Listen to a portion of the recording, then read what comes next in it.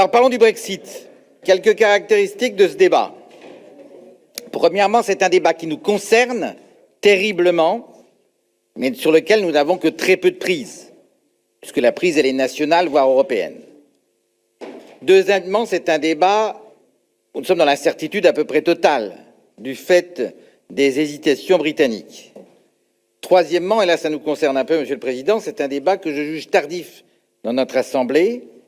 Je vous l'ai demandé depuis un certain temps, ce débat. Nous sommes à 100 jours. S'il n'y a pas d'accord, dans 100 jours, qu'est-ce qui se passe? C'est dans le fond la vraie question. J'aurais souhaité un débat avec Michel Barnier. Je vous l'avais demandé à plusieurs reprises. Vous allez me répondre que vous avez eu des échanges avec lui. Heureusement. Je vous répondrai que j'ai également eu des échanges avec lui, évidemment. Il n'en demeure pas moins qu'un débat avec Michel Barnier dans cet hémicycle, en présence de l'ensemble de nos collègues, aurait eu une certaine allure et aurait démontré aux instances européennes que nous sommes attentifs à ce qu'elles peuvent faire. Ce débat, nous l'avons eu également lundi dernier à l'Assemblée, puisqu'il s'agissait de donner à notre gouvernement la possibilité de prendre des ordonnances pour faire face à l'imprévu dans l'urgence. Rentrons dans le concret des choses. Il se trouve que notre région exporte 2 fois plus de produits vers le Royaume-Uni qu'elle n'en importe. On exporte un peu moins d'1 milliard d'euros de produits.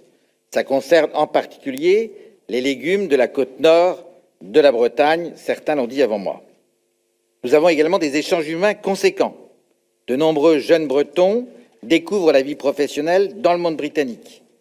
Et ils travaillent, ils font une expérience et on espère qu'ils reviennent. Certaines régions de Bretagne aussi ont une caractéristique qu'on oublie un peu. Beaucoup de nos compatriotes ont fait leur carrière professionnelle à Jersey et passent leur retraite chez nous. Par ailleurs, 15 000 Britanniques résident en Bretagne. Ils représentent dans certaines communes 15 à 20% de la population. Vu ces flux humains, nous avons la chance d'avoir et de disposer d'une belle compagnie maritime, Brittany Ferries, qui devra s'adapter aux nouvelles circonstances et avec toutes les conséquences que ça peut avoir dans les embarquements, dans les retards du fait des contrôles, etc., et qui devra bénéficier, on l'espère pour elle tout au moins, de la faculté à nouveau d'avoir des duty-free lui permettant de retrouver un peu une certaine compensation à la baisse des échanges. Le vrai sujet, c'est la pêche. Bruno Guilvy qui insistera encore. 50% des prises des pêcheurs bretons s'effectuent dans les eaux britanniques. Jusqu'à présent, ces eaux étaient communautarisées, il n'y avait pas de sujet. Qu'est-ce qui se passe dans 100 jours? C'est tout de suite. Que nous pourrions souhaiter, pour le moins, c'est qu'on revienne aux dispositions des traités antérieurs à la communauté européenne. Et quand on regarde les choses d'un peu plus près, je l'ai dit à plusieurs reprises, les droits de pêche de nos pêcheurs bretons sont pour certains antérieurs au traité d'union de 1532. Depuis ces époques lointaines, médiévales, les Bretons allaient pêcher dans les eaux britanniques. Ça, c'est à résoudre, non pas dans 10 ans, non pas dans quelques mois, mais dans 3 mois, dans 100 jours. Alors, il ne s'agit pas d'une question uniquement française. Nous ne voudrions pas que ces droits de pêche soient, si j'ose dire, cannibalisés par les pêcheurs espagnols, beaucoup plus puissants que les pêcheurs français. La pêche espagnole, c'est 4 fois la pêche française. Il ne faudrait pas qu'ils s'arrogent les droits qui étaient naguère les nôtres dans les eaux britanniques. Abordons aussi le sujet des ports et des fameux corridors qui doivent se créer entre l'Irlande et la communauté européenne. Curieusement, durant l'été, la liste des ports concernés s'est limitée aux grands ports du Benelux. On a oublié complètement les ports français. On a vu notre gouvernement, heureusement, se mobiliser pour les grands ports type Le Havre, mais un peu oublieux de nos ports à nous.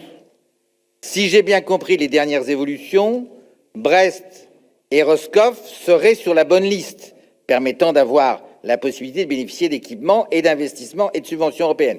Mais Saint-Malo n'y serait pas. Peut-être pourriez-vous nous donner des éléments précis. Je ne vois pas pourquoi Saint-Malo serait traité de manière très différente. Je parle sous le contrôle d'élus malouins. D'autre part, nos échanges avec la Grande-Bretagne vont changer de nature. Il va falloir mettre en place des contrôles douaniers, des contrôles vétérinaires. Cela implique des équipements, cela implique des effectifs, cela implique des procédures et ça aura des conséquences également en termes de retard, en termes d'inconvénients pour un certain nombre d'activités commerciales. On a appris par la bande, en lisant le journal, que les Hauts-de-France allaient bénéficier de l'arrivée de 300 douaniers. pour faire face à ces difficultés. On le comprend, les Hauts-de-France sont particulièrement concernés, on le sait bien. Il n'empêche que nous aussi, et à ma connaissance, je n'ai pas eu d'informations sur l'arrivée d'effectifs supplémentaires permettant de recréer des postes de douane ou des postes de services vétérinaires. Peut-être, Monsieur le Président, avez-vous des informations sur ce sujet, mais en tout état de cause, c'est dans 100 jours tout ça, hein, s'il n'y a pas d'accord, si on est dans le cadre du no deal.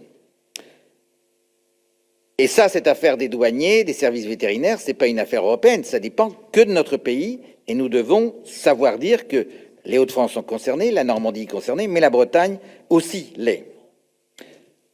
Alors, également, et je ne veux pas prolonger l'excès, gardons-nous bien de ne pas faire de cette affaire britannique un mauvais débat.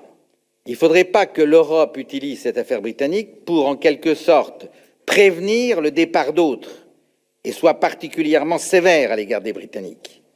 Attention, nos relations avec la Grande-Bretagne demeureront. Elles sont anciennes, elles sont pour certaines familiales, comme ça a été dit par Paul Molac, familiales avec les Gallois, les Écossais, les Irlandais, les Cornouaillais. Mais d'une manière générale, nous avons des relations étroites avec les Britanniques et nous les demeurerons et nous devons les conserver. Ils furent nos ennemis héréditaires à certaines époques et à d'autres époques, sachons le redire, ils surent également nous sauver. Et nous savons ici ce que nous devons à la Grande-Bretagne de Churchill.